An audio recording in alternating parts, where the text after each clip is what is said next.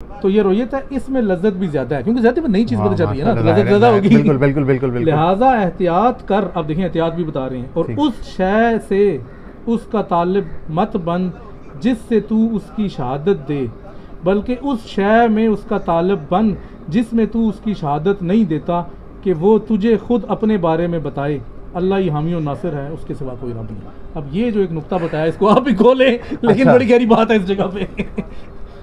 अच्छा, ये ये शहादत से मेरे ख्याल में क्या मुराद है? ये मुराद तो नहीं है कि जो तेरे पहली वाली सूरत थी उस तरह से ना कर, और वो जो उसकी शहादत का मतलब है जिस तरह से वो तुझे बता रहा है उस तरह से।